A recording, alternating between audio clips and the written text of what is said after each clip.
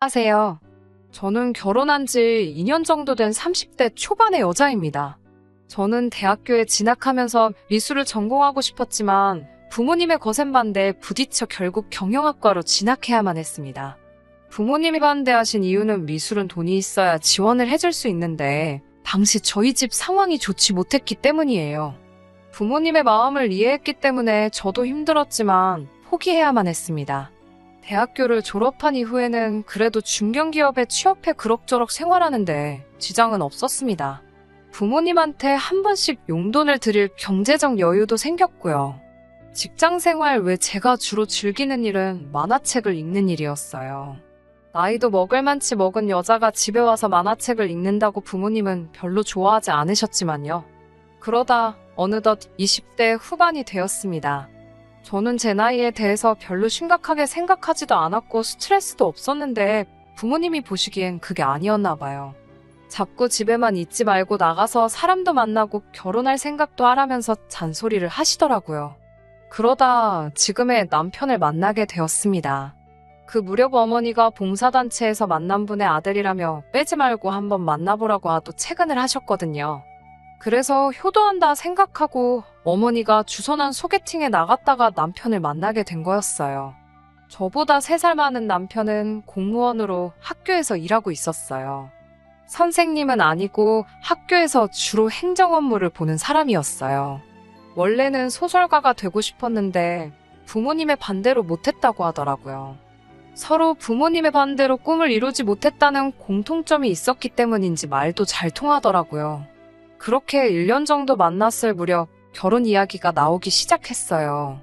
이미 양가 어른들도 서로 알던 사이다 보니 결혼 이야기가 나왔을 때 큰 소리가 날 일도 없었습니다.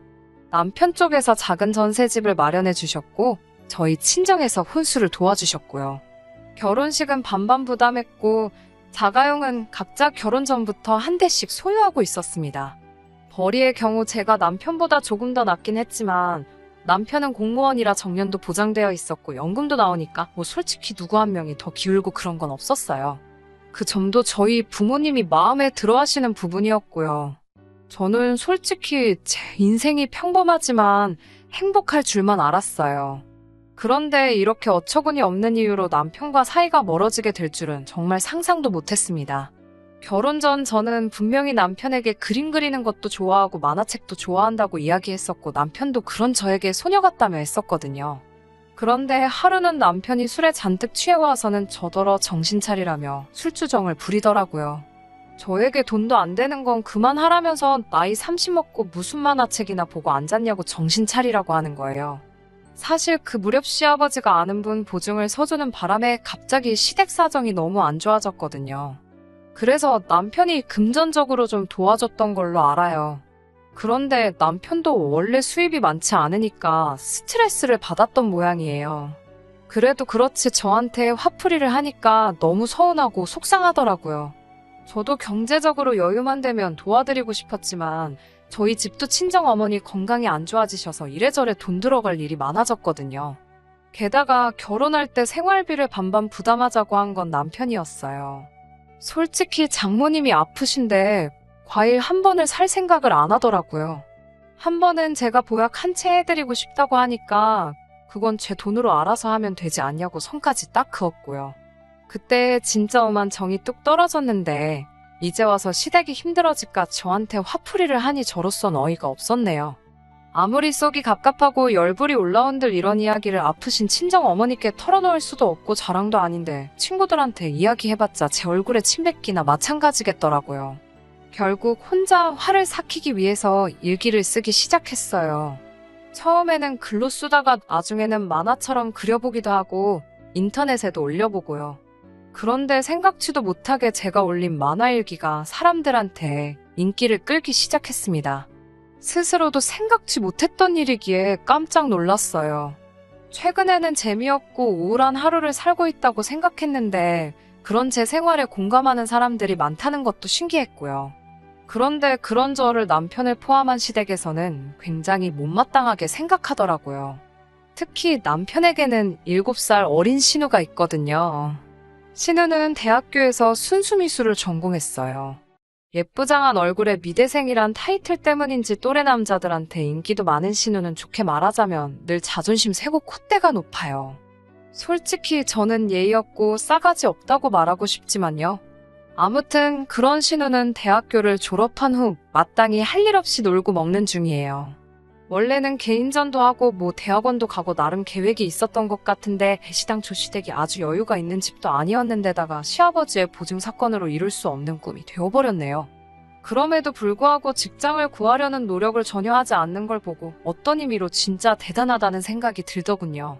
그런 신우는 제 만화가 인기가 높아지자 너무 어이없어 하더라고요. 한다는 말이 그림 좀 그린다고 그게 다 예술은 아니라면서 제 그림은 초등학생도 따라할 수 있을 수준이라고 하더라고요. 수준이 너무 낮다면서 유치해서 못 봐줄 지경이라고도 했습니다. 저도 사람이니까 당연히 열받고 속상했지만 한참 어린 신우랑 말싸움해서 뭐하나 싶었어요. 애시당초 신우에게 인정받자고 그리기 시작한 것도 아니니 너는 떠들어라 라는 심정으로 내버려뒀어요. 남편 역시 그런 신우를 혼내기는커녕 틀린 말 하나 없다며 저에게 정신 차리라고 하더라고요.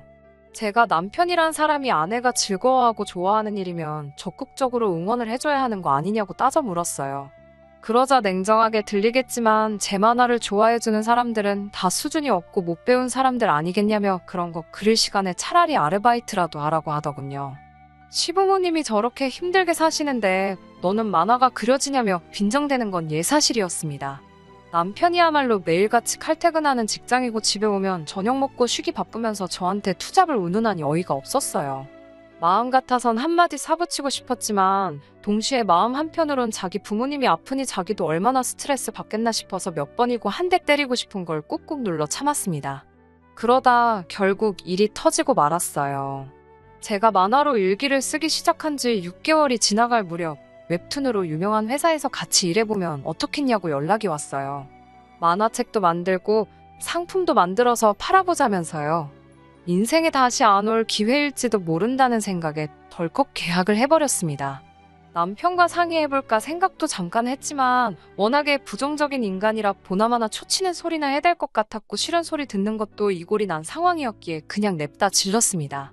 그래도 업계에서 힘 좀 쓰는 회사 덕분인지 제 만화는 전보다 더 인기도 많아지고 그로 인해 제 수입도 기대 이상으로 늘어나기 시작했습니다. 더 이상 회사 생활과 병행할 필요가 없을 만큼요. 결국 계약 후 얼마 지나지 않아 회사에 사직서를 냈습니다. 사직서를 내던 날 결국 돌고 돌아 내 꿈을 찾았다는 생각에 감격스럽기까지 했어요. 그리고 그날 밤 남편에게 간략하게 왜 퇴사했는지와 앞으로 어떻게 일을 할지에 대해서 알렸습니다. 남편은 어이없다는 듯이 저에게 너는 어떻게 하면 남편 자존심을 깔아뭉갤까 고민하며 사냐고 따지더라고요. 저는 그게 무슨 말도 안 되는 억지냐며 그럴 거면 이야기 그만하자고 했어요.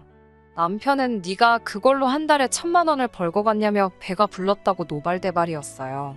그리고 다음 날이 되자 남편에게 들었는지 신우한테도 전화가 왔어요. 신우는 저에게 오빠 무시하냐면서 인생 그렇게 살지 말라고 쏴붙이더라고요. 시댁이 망하면서 남편이나 신우나 엄청나게 자격지심을 느끼는 것 같더라고요. 아무 뜻 없이 한 말에도 자기들을 무시한다고 생각하고 걸핏하면 따지고 들고 그러다 보니 저도 더 말을 안 하게 되고 그런 악순환이 반복되는 중이었어요. 그때쯤부터 남편과 각방을 쓰게 되었고요. 하지만 그럼에도 불구하고 가족이니까 제가 선택한 사람이니까 어떻게든 끌어안고 가보려고 했어요. 시부모님이나 신우생신 때는 예전보다 훨씬 좋은 선물도 했고 남편과도 매사 상의하려고 시도했었고요. 각방을 쓰고 있는 와중에 저는 제 나름대로 좋았던 그때로 돌아가기 위해 손을 내민 거나 마찬가지였는데 막상 선물을 하겠다고 하니 저더러 돈 좀 번다고 유세 떠냐고 뭐라 하질 않나. 남편은 매사 관심 없다는 듯 제 마음대로 하라고 무신경하게 대답하질 않나. 너무 외롭더라고요. 마치 가족들이 작정이라도 한 듯 저를 따돌리는 기분이었어요. 그러다 얼마 전 충격적인 사실을 알게 되었습니다. 언젠가부터 제가 연재하는 만화마다 지독하게 악플을 다는 사람들이 있더라고요. 처음에는 깜짝 놀라고 당황스러웠어요. 악플은 연예인들만 겪는 줄 알았는데 내 만화에도 악플이라니 신기하기도 했고요. 그런데 그 수위가 점점 높아지더니 나중에는 제 사생활과 인성을 운운하기까지 하더라고요. 그래도 명색이 제 배우자니 혼자서 고민하는 것보다 나누는 게 좋지 않을까 싶어 어떻게 하면 좋겠는지 상의를 하려고 했어요. 그런데 남편은 정말 심드렁하게 인터넷인데 누가 무슨 말을 못하냐며 그냥 냅두라고 하는 거예요. 하다못해 저한테 괜찮냐는 말조차 없이 대충대충 대답하는 남편에게 엄청난 실망감을 느꼈어요. 결국 경찰에다 그 악플러들을 고소했어요. 가뜩이나 머리 아픈 일이 많은데 이런 문제까지 신경 쓰고 싶지도 않았기에 합의 없이 다 진행할 작정이었죠. 다행히 악플 다는 사람들을 전문으로 해주는 변호사 사무실을 회사를 통해 손쉽게 찾게 되었고 제가 모아놓은 자료를 건네니 일이 순식간에 진행이 되더라고요. 그런데 생전 먼저 연락 한 번 없던 신우한테 전화가 다 왔더라고요. 제가 무슨 일이냐고 묻자 추뼛추뼛거리더니 저에게 기니 할 말이 있다며 한번 만나자고 하더라고요. 모처럼의 기회일 거라는 생각에 다른 약속 다 접어두고 신우를 만났습니다. 신우는 저를 보자마자 대뜸 무릎부터 꿇더라고요. 사람들 많은 데서 왜 그러냐고 신우를 일으켜 세우니 신우가 변호사한테 받은 고소장을 저한테 보이면서 두 번 다시 그러지 않겠다고 고소장 좀 취하해주면 안 되겠냐고 부탁을 하더라고요. 솔직히 큰 충격을 받았습니다. 저에게 정말 도를 넘는 악플을 달던 사람이 완벽한 타인도 아니고 아무리 사이가 이전 같지는 않다지만 내 남편의 여동생이었다는 사실이에요. 왜 나를 향해 그렇게 악플을 달았냐고 하니 순수미수를 하던 신우와는 달랐지만 제가 그림으로 돈을 벌고 승승장구하는 모습을 보니 질투심에 자기도 정신이 잠깐 어떻게 된 것 같았다고 말하며 계속 미안하다는 말만 반복하더라고요. 앞으로 자기는 취직도 해야 하고 하는데 고소당한 기록이 있으면 취직에도 당연히 마이너스 요인이 될 테고 당장 고소를 당해도 합의금 줄 돈도 없다고요. 솔직히 잘해보고 싶은 마음으로 용서를 해줄 수도 있었지만 너무 충격이 커서 그 자리에서 대답은 못하고 조금 생각할 시간을 달라고 말했어요. 밥이라도 먹이고 보내려고 하는데 계속 벌벌 떨면서 미안하다고만 하는데 그 모습 보면서 먹으면 저도 먹던 게 체할 것 같아서 그냥 보냈습니다.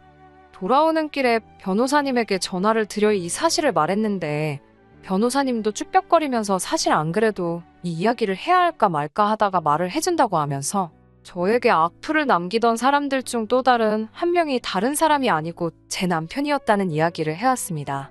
정말 충격적이었어요. 뒤통수를 망치로 세게 얻어맞은 것처럼 그 자리에 가만 서서 한참을 움직이지 못했습니다. 변호사님은 어렵게 입을 열어 혹시나 상담이 필요하면 이 사람과 한번 해보라고 하면서 개인적으로 친분이 있는 이혼 전문 변호사님의 연락처를 주시더라고요. 불난집에 부채질하는 것 같아 자기도 기분이 조금 그렇지만 변호사님이 아마 저였다면 자기는 이혼을 분명히 했을 거라고 결정은 제 몫이지만 그래도 실력 있는 사람하고 한번 이야기나 들어보는 게 좋을 거라고 하더라고요. 그렇게 그 자리에 서서 변호사님이 소개해주신 분과 한참을 통화하고 집으로 돌아갔어요.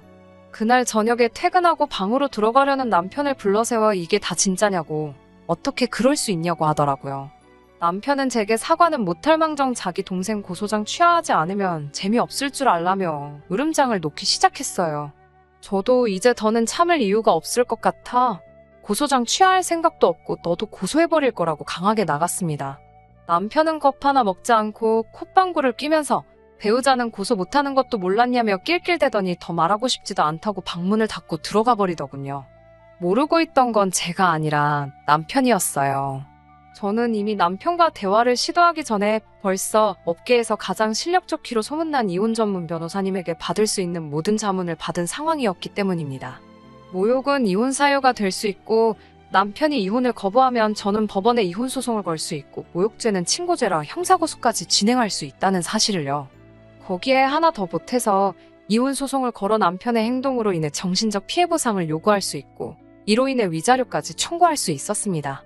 혼인기간이 길지 않아 금전적 대가를 많이 요구할 수는 없었지만 위자료에 모욕죄 합의금까지 더하면 2천만 원 정도의 돈을 받을 수 있었습니다.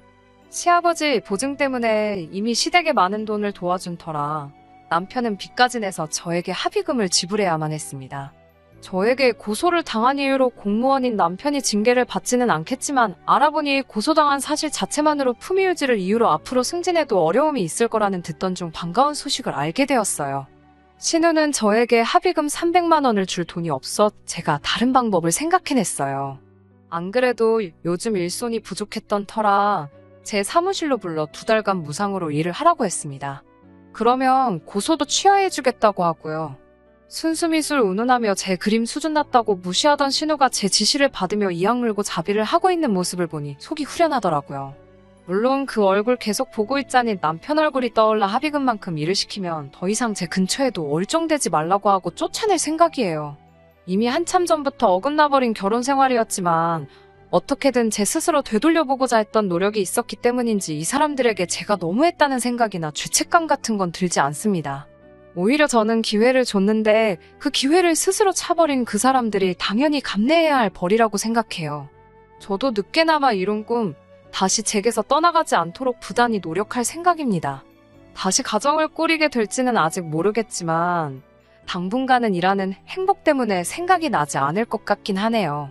앞으로도 더 노력하고 인정받는 작가가 되도록 하겠습니다.